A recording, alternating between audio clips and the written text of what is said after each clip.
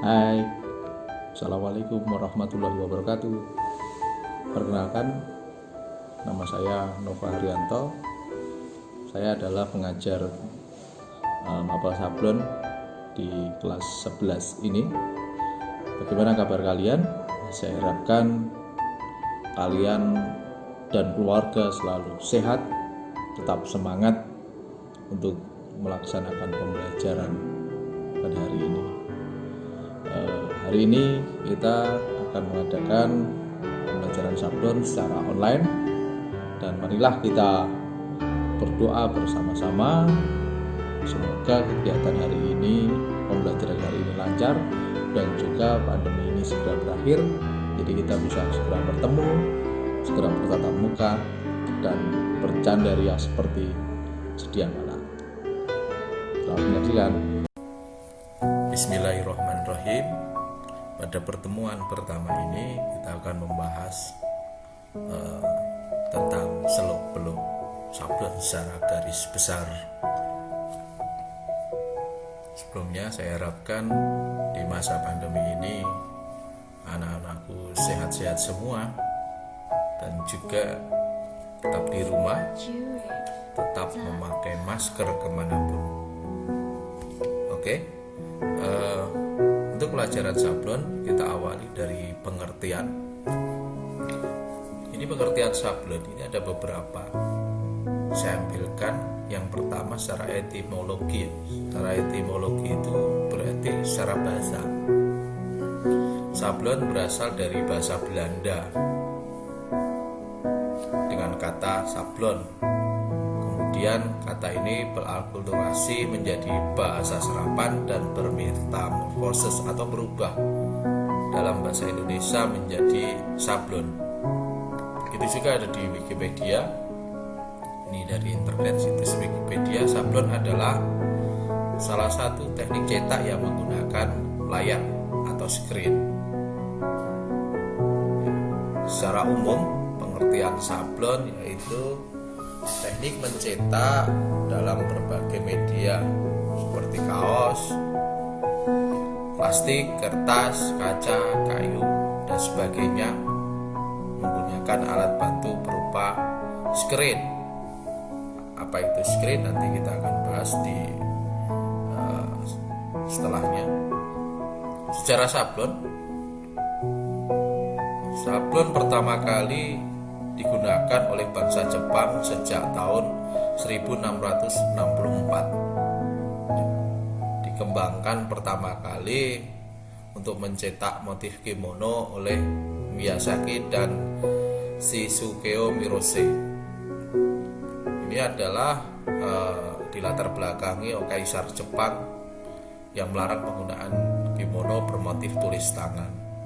Baru pada tahun 1907 seorang Inggris yang bernama Samuel Simon mengembangkan teknik sablon menggunakan sifon sebagai pola cetakan. Sifon ini merupakan bahan rajut yang terbuang dari benang sutra halus. Bahan rajut inilah kemudian yang menjadi cikal bakal kain gasa yang kita kenal seperti sekarang ini atau kita sebut sebagai screen. Ada dua teknik anak-anakku dalam mengerjakan sablon. Teknik yang pertama adalah sablon manual, yaitu menggunakan peralatan manual seperti screen, ragel, ya, dan sebagian besar proses penyablonan masih manual atau menggunakan tangan. Ya. Ada dua jenis sablon manual yang kita kenal. Yang pertama menggunakan film, dan yang kedua tidak menggunakan film. Yang kedua adalah sablon digital. Jadi kecanggihan teknologi ini anak-anakku menuntut kita lebih berkembang. Sekarang sablon tidak lagi menggunakan screen, tetapi memanfaatkan teknologi yang ada, langsung menggunakan printer untuk mencetak gambar. Jadi dari komputer langsung kita masukkan kaos, ya.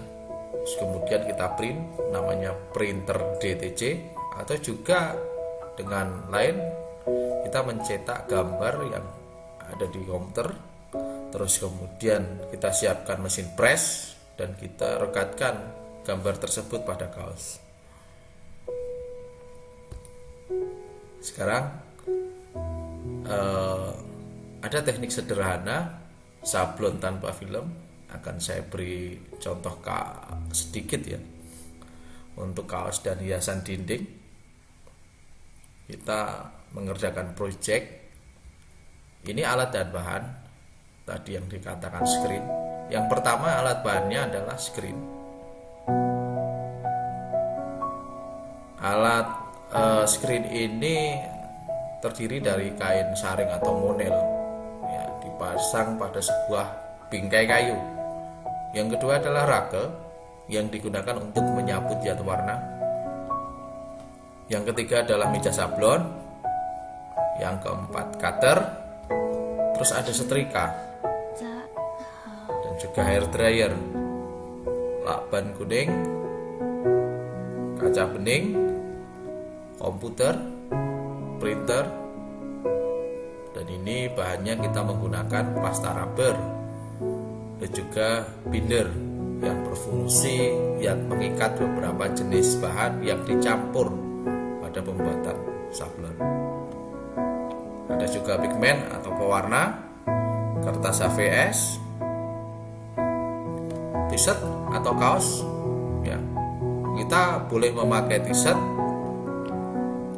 ya, karena untuk kaos apapun, bisa oblong atau bisa yang lain.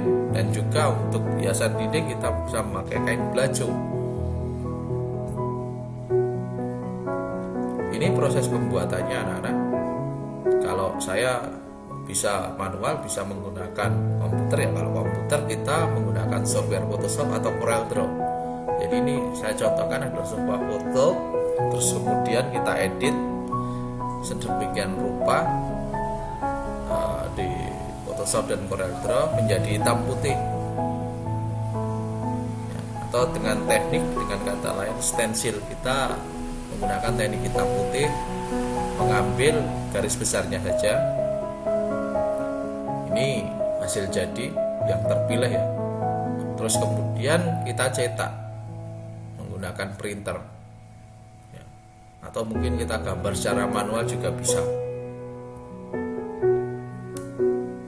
Proses pembuatan yang pertama adalah melubangi gambar dengan cutter. Jadi gambar yang sudah kita pilih tadi sudah jadi, kita lubangi dengan cutter. Ini ada perbedaan gambar sebelum dan sesudah di cutter. Setelahnya adalah menempelkan gambar pada screen. Kita bisa menggunakan lakban kuning ya. Kita tempelkan pada screen. Terus kemudian kita persiapkan kaos yang akan disablon. Kita mempersiapkan kaos, terus kemudian kita memasukkan kertas tebal itu sebagai landasan supaya kaos yang kita sablon di depan itu tidak tembus ke belakang. Kita bisa menggunakan kertas duplek yang lurus. Setelahnya adalah kita menyampur bahan yang akan kita gunakan. Kita menyampur obat antara pasta rubber, binder, dan pigmen, kita campur jadi satu sesuai dengan warna yang kita inginkan. Terus kemudian kita menuangkan tinta campuran tadi ke dalam screen. Terus kemudian kita menyapu tinta menggunakan ragel. Lalu setelah selesai kita membersihkan screen. Dan sebaiknya screen ini langsung dibersihkan supaya zat warna tadi itu mudah hilang. Karena kalau sudah lama yaitu obat-obat sablon zat warna tadi itu susah untuk dihilangkan. Ini kemudian mencuci screen dan ragel, semuanya dicuci bersih. Nah, ini adalah visualisasi dari produk. Hasil jadi sablon tanpa film tadi itu seperti ini dan juga dipakai oleh modelnya. Ini simpel sekali anak-anakku, proses pembuatan sablon tanpa film ini secara manual ya. Ini adalah contoh produk-produk lain yang kita buat. Kalau lebih kerennya kita namakan stencil ya, atau cut out. Ini adalah produk-produk tokoh-tokoh di Indonesia yang dijadikan dalam kaos dan juga hiasan dinding. Sampai di sini dulu perjumpaan kita anak-anakku. Terima kasih. Semoga hari ini menyenangkan untuk kita. Tetap sehat, tetap memakai masker kemanapun, dan juga semoga Tuhan selalu melindungi kita, menjaga kita, dan menjauhkan kita dari segala mara bahaya. Terima kasih.